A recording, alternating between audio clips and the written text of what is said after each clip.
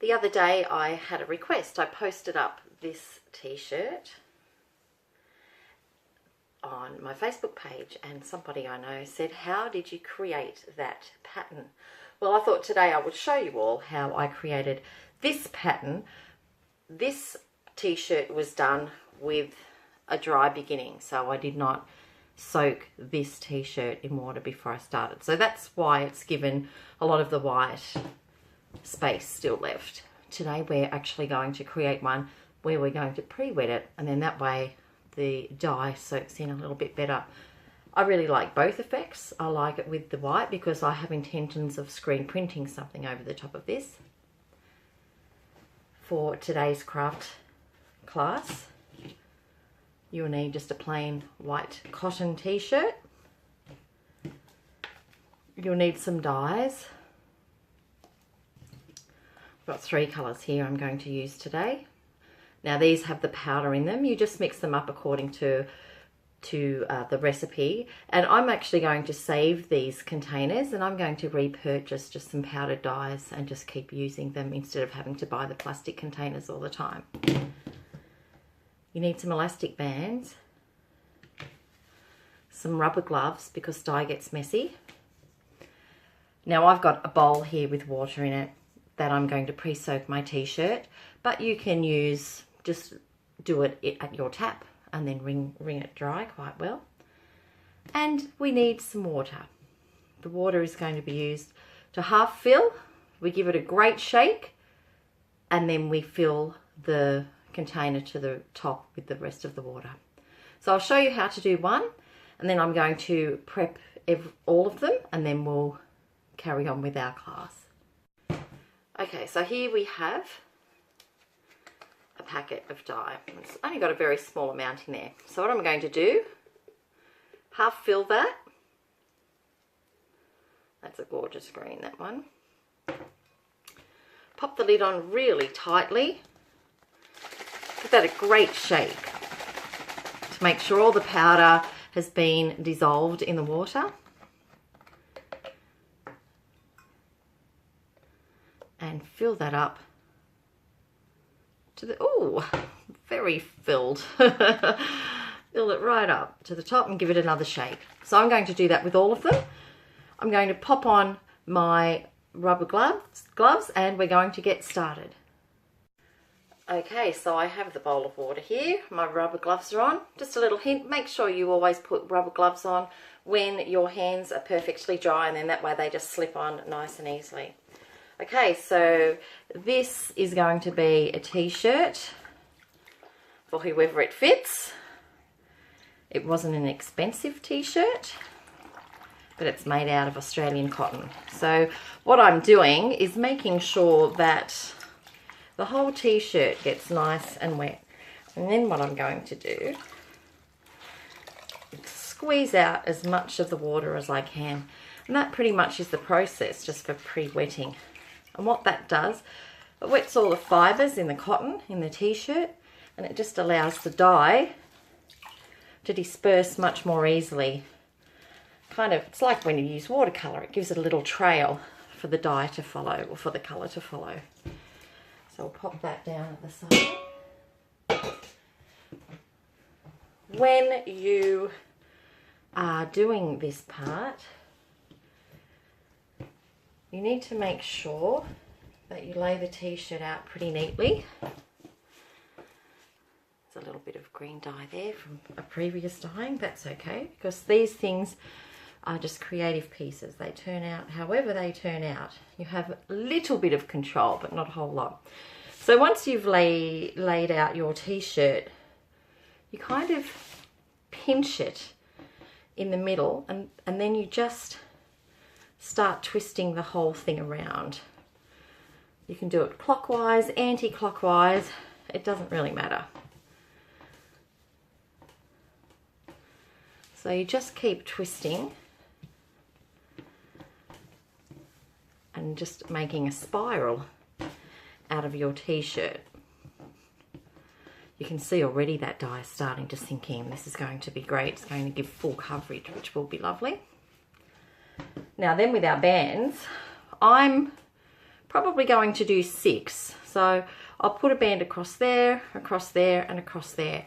Now this part is pretty kind of tricky. So the best way of doing it is just stretching out your band and just popping it over as best as you can.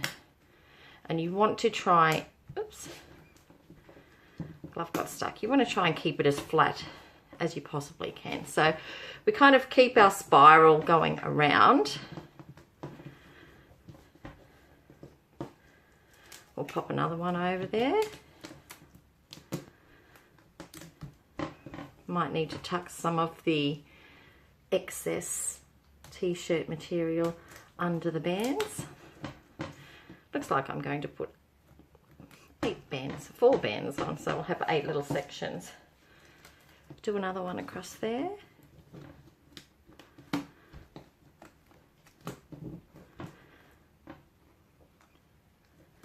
Try and make it as even as you possibly can, but remember, it doesn't have to be perfect. All this does is just create little spaces where some of the dye might not go. I might put 2 bands over these because these bands are rather loose. Okay, so that's the finished banding. That looks pretty good. The next step is where we get our dye. So I've got 3 dyes here. I've got the purple, the green, and the blue. I'll give it one more shake before we start applying it. So all that we need to do really is just drop. And you don't need to keep it in the sections. So that's just to keep it gathered and to create or help create some white spaces. If you don't have bands, you could probably just get some string and tie it off. Just tie the little sections. You don't necessarily have to do that. I think the bands are the easiest way to go. Now I've covered that, but what I'm going to do now is just kind of sink that in a bit. So press it down and give a bit of a squeeze in hopes that it gets some more of the material that's inside. And then I'm just getting those edges. This is where the rubber gloves come in handy, because this dye can last quite a bit on your hands. Alright, so now you've got a choice. You can keep on going with the front and then spin it over, or you can spin it over and put the purple on that side. But what I'm going to do is just do one side first. So I might have purple there, and then kind of purple in the opposite on the circle clothing that we've made. So that kind of lines up. I'm not sure how this one's going to turn out, and that's the magic of using dye as well. When you tie up these pieces of clothing, it's just really quite a mystery what it's going to turn out to look like. Okay, so that's purple for that side. Purple and green together look fantastic, so I'm going to do some green here. It's not a very long process at all. It's actually quite a very quick process. Now I'm basically breaking these up into thirds or sixths. So I'm doing 2 of the 6 in the purple, 2 of the 6 in the green, and then finally I'm going to do the blue, and then I'll do the same on the opposite side. It's really hard just to tie-dye one side of an item of clothing, so pretty much you have to do the whole thing for it to be effective, and actually for ease sake as well. So the final colour I'm popping on is the blue. Ooh, that's going to look nice. That's a really lovely blue there. Squeeze it in a little bit, make sure I get all the sides. Do the same on this side. Oh, this is a really gorgeous blue. I think that's going to look nice. Now don't forget, if you are liking what you see, to subscribe to my YouTube channel, Bit of a Hippie. It's only a new one, just getting started, and I'm just hoping to get to show people and to get people doing arts and crafts and to make people realize that it's actually a really great thing to do, to give you a little bit of me time or to have a bit of fun with family or on your own. And it's easy. You know, sometimes people worry and think, oh, I'm not creative at all, but everyone is creative. It's just knowing what to do. And that's what I'm hoping to give you. Some ideas for you to do where you can let your creativity shine, to give you some tools to enjoy getting paint on your hands, or in this case, getting dye on your hands. Now I'm trying to keep them in the sections as best I can, so that goes to about there. A little bit of overlay of the colour is fine. So that's that one. Where's the blue? Do the blue here. I'm almost done. It's pretty easy. I'm really hoping that I have left some white space in the middle of this t-shirt. So, you know, I want it mostly to be colour, but I'd really love for some of it to have a little bit of white left. And that's where the beautiful tie-dyeing patterns can happen. So squeeze a bit there, squeeze a bit there, and there we have it.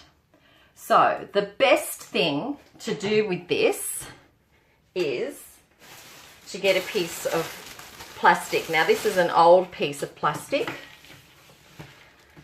that was actually wrapped around a picture frame that I purchased. And of course I'm not into wasting. I don't like plastic, you know, and single use of plastic. So I'm reusing this plastic. And what I'm going to do is wrap that up. And this is the hardest part, because what you have to do is wait overnight for that to dry before you unravel. So I'm going to leave that overnight, let it dry as best as it can. Then in the morning, what I need to do is rinse it in running water until none of the dye comes out. Then I pop it in the washing machine and give it a wash. And you don't use very much. Actually, I would recommend you don't use any washing powder. You just pop it in your washing machine to get the final pieces of the dye out, and then you hang it on the line to dry. But I will show you that process once it's dried. Stay tuned. So it's the following day and it's time to unwrap our shirt. Now that's actually not dry, but that time, it's been over 24 hours. It's given it enough time for the dye to sink in. So all we need to do is take off these. Ooh, seeing some fun action. Look at that. Oh, look at that. That is gorgeous. I love it.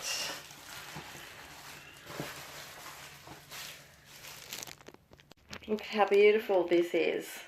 I'm so excited about this one. Love it. So what I need to do with this now is rinse it under running water until no more of the dye comes out. I'm not going to show you that process. You can do it in a sink, you can do it in your bath, the laundry sink. Doesn't really matter where you do it. And then you pop it in the washing machine in a normal wash without washing powder. And then you hang it out to dry in the sunshine, and that will set the lovely dye into the t-shirt. Yeah, I love that one. Well, that's it for today. That's how to create a swirly tie-dye t-shirt. And that one was using only 3 colours. Thank you for watching. I hope you've enjoyed the video or found it useful. And if you do like watching my videos, or if you do want to keep them aside so you can do some of these activities and some of the art classes, don't forget to like my videos and subscribe to them, and then that way you won't miss out. And I do have a Facebook group called Free Art Class, and you can join that. And if you've created anything that you've done from one of my videos, you can share that on the Free Art Class Facebook page. Thanks for watching, and I'll see you next time. Bye.